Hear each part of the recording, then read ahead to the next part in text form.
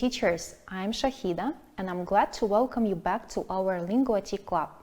Today I will show you how to teach classroom language to 3rd grade students using the National Course Book for 3rd grade. Unit 1, Lesson 2. If you wish, you may turn in the book to the page 29. Hello everyone, how are you today? I hope you're all fine. Let's play a guessing game. Look at these words, please. There are only consonants and no vowels. Let's put the vowels back to their places. Look at the first word. C, L. What's the vowel? Yes, right. A. Double S, R.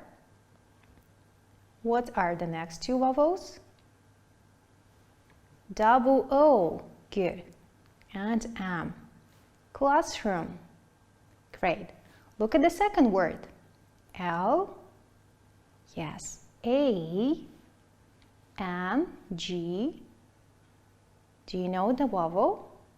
It's U, and A, G, and the last vowel is E. That's the word language. These are the words classroom, language. Today, we will be talking about classroom language. I will show you pictures and you tell me if you know the phrases that these pictures represent. Look at the first picture here. What is the word here? Yes, listen. Say it again, please. Listen. One more time. Listen. How do you spell the word listen? L-I-S-T-E-N.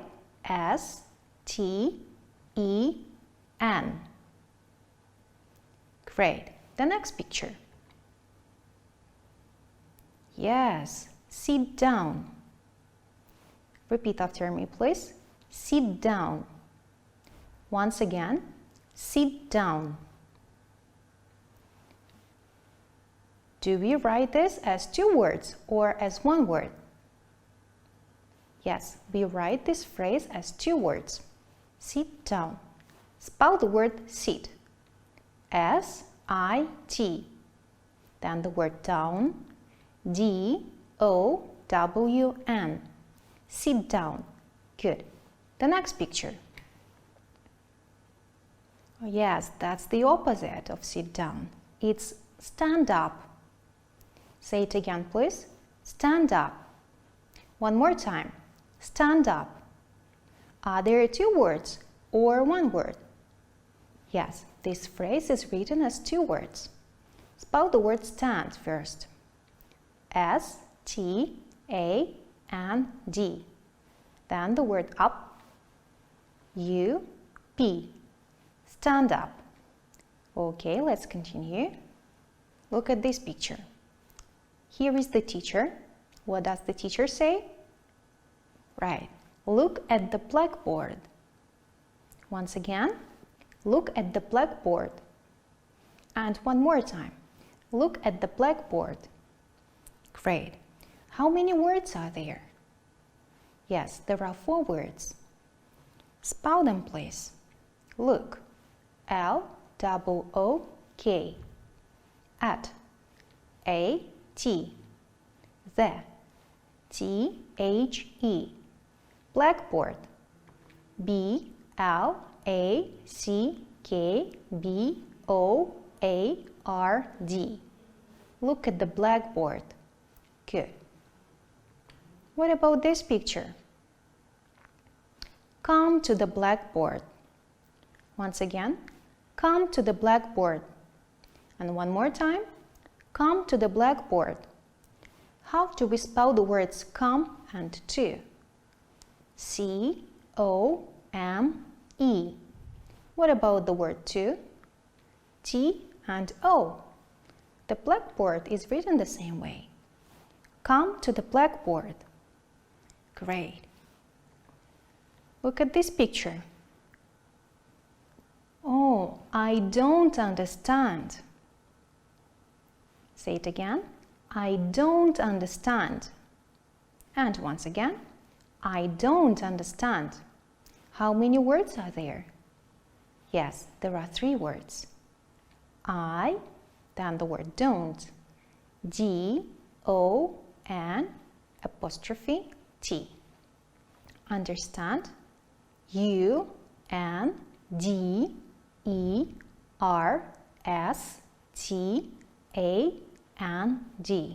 Great. I don't understand. The next picture. Okay. May I come in? Once again. May I come in? And one more time. May I come in? How many words are there? Yes, this phrase is written as 4 words. May, M-A-Y. I, and then come in. C-O-M-E-I-N. May I come in? Okay, what about this picture? Right. May I go out? One more time. May I go out? Once again. May I go out? Do we write go out as 1 word or as 2 words? Yes, as 2 words. How do we spell the words go and out? G-O-O-U-T. May I go out? Great. Look at this picture. Right. Open your books. Say it again. Open your books. And one more time. Open your books. How many words are there? There are 3 of them. Open. O-P-E-N. Your. Y-O-U-R. Books. B-O-O-K-S. Open your books. What do you think of this picture? Okay, close your books. Say it again. Close your books. Repeat after me one more time. Close your books. How do we spell the word close? C-L-O-S-E. Close your books. Okay, open your copybooks now and copy these phrases into your copybooks. Great. Now, listen to the phrases, repeat them, and point at the correct picture. Unit 1. Lesson 2. Exercise 2. Sit down. Look at the blackboard. May I come in? Close your books. Come to the blackboard. May I go out? Open your books. I don't understand. Listen. Stand up. Okay, now cover the phrases, look at the pictures, and say the phrases by memory. Work with your friend. When you finish, you swap the roles and start from the beginning. Test your memory.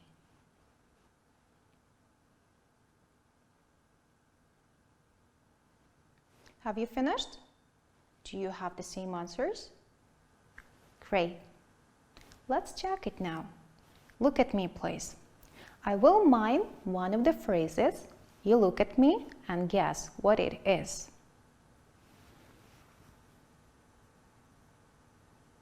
Right, I don't understand. Okay, the next one.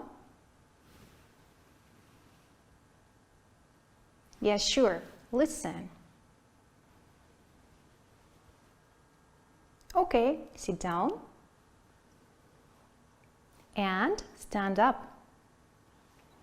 Okay. Open your books. Close your books. That's great. Now, open your books on the page 30. Look at the exercise number 3. There are 10 pictures with 3 phrases under each picture. Let's choose the correct phrase for the pictures. For example, picture 1. What is it? Listen, sit down, or stand up? Yes, the correct phrase is sit down. Now you work individually and choose the correct phrases.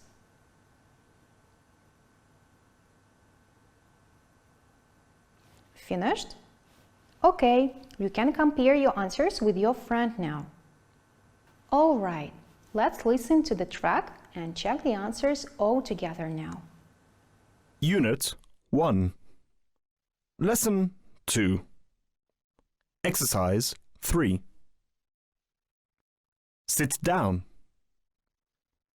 Close your books. Look at the blackboard. Stand up. Open your books. May I go out? Listen.